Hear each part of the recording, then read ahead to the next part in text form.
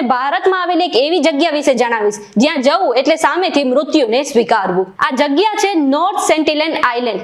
આ નામ ભલે તમને સાંભળવામાં ભારતીય ન લાગતું હોય, પરંતુ આ જગ્યા બંગાળની ખાડીમાં આવેલ અંદમાન દ્વીપ સમૂહનો એક ટાપુ છે. આ ટાપુ પર રહેતી આદિજાતિ તેની પાછળનું સૌથી મોટું કારણ છે, જેનો આ દુનિયા સાથે હજુ સુધી કોઈ સંપર્ક નથી થયો.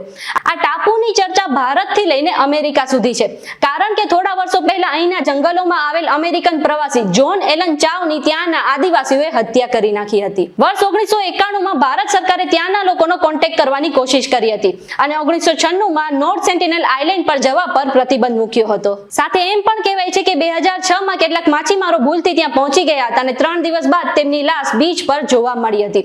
જ્યારે એક ટીમ તેમનો મૃતદેહ પરત લેવા માટે ત્યાં પહોંચી ત્યારે આદિવાસીઓએ તેમના પર પણ તીર વડે હુમલો કર્યો હતો. અહીં ભારત સરકારનો કોઈ પણ નિયમ લાગુ નથી પડતો અને જો કોઈ આ વિસ્તારમાં જાય છે તો તેમના જીવની જવાબદારી તેમની પોતાની રહે છે.